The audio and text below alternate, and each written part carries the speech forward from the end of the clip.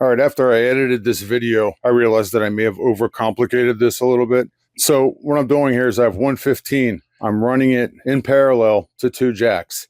All you're basically doing is wire the first jack correctly and then jumper the positive to the positive and the negative to the negative. It's that easy. Why did I use this big thick wire? It's all I had at the house and I didn't feel like going anywhere. I also realized I probably could have cut a section of this off and used it as jumper, but I don't have a lot here. Third thing I could have done, I could have wired this to the first jack and then split this wire here similar to like this. And I could have used the same exact wire to go from one jack to the other. But the problem with that is if I screw this up and I have to cut it, I don't have a lot of room left. So that's why I wired it this way. All right, this is a 115 bass cabinet with one 8-ohm speaker inside of it. And what I'm going to do is repair this jack that I broke. It has 2 jacks that go out here. Also, you can do this as a modification if you want to by putting 2 jacks in wired in parallel. Why would you want to do that? Well, if I've got one 8-ohm cabinet and then I have a second 8-ohm cabinet, when they're wired in parallel, I can plug my amp head into here, come out of the second jack to the other 8-ohm cabinet, and I'm now pushing 4 ohms in that case. The cool thing about the 2 jacks wired in parallel is it doesn't matter where you plug it in from your amp or which one you use to jump it. It works either way. First thing I want to do, just for the hell of it, is make sure we got an 8-ohm speaker in here. And this is going to read anywhere from 5.5 to 8. Yeah, there we are.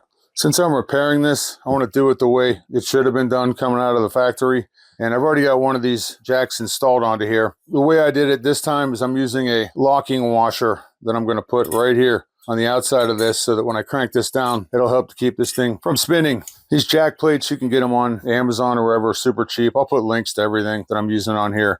Lock washer on underneath, washer on the top, then the screw. I'm going to line these up so that both my points are kind of facing to the outside. Also realize that as I'm cranking this down, this is going to turn. So there we go.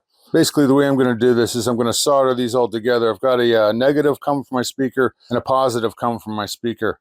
So I'm just going to wire the speaker positive to this one and the negative to this one. I'm going to go positive to positive, negative to negative, and that's it. Just to show you a little lesson here, 101, you've got the tip and the sleeve. This whole thing right here is called the sleeve, so that when you plug it in, you can see the tip touches right here, and you can see that the sleeve touches the center. So we know that the sleeve, which touches this part, is the negative, and we know the tip, which passes underneath it here and comes up here, is the positive. Just a little tip there. Before I solder these jacks, I like to just rough them up a little with a file. I think I've got 16 gauge wire here. I'm going to be pushing 800 watts. It's possible this is a little thicker. I'm going to use the green one as my negative and the white one as my positive. I'm going to shorten this one just a little so I don't have it hanging over here in the cabinet. Not that it's the worst thing. Fire up my handy dandy soldering iron. All right, there we go. So we got the negative going to the sleeve. We got this blue wire or green, whatever color that is, going from the sleeve to the sleeve. Now we do the positive side. You could solder these both right to the tab itself. I just get weird about running it through the hole, which was a total pain in the ass. Remember, kids, there ain't no pictures on the scorecard. Bend that tab out a little. 1, 2, looks good. All right. There we go. And I'm sure it's going to be the same. All right. And that's it.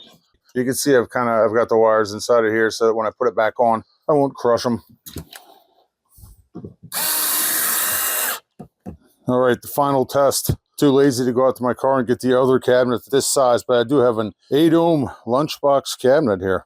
So I got this one plugged into the lunchbox, this one plugged into my cabinet. It's in a good spot. 5.5, 5.6. Do this one. 6, 7. All right. Now I've got the lead coming from my amp plugged into here. I'm jumpered over to this other 8-ohm cabinet and see what we get. There we go. 3.7. All right, here comes the test. Plug that in. Dual bass out. Oh yeah, it's working.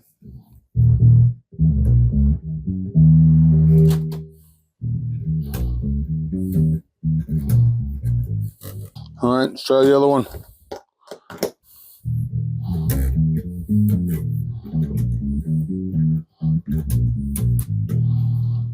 We did it. We did it, coach.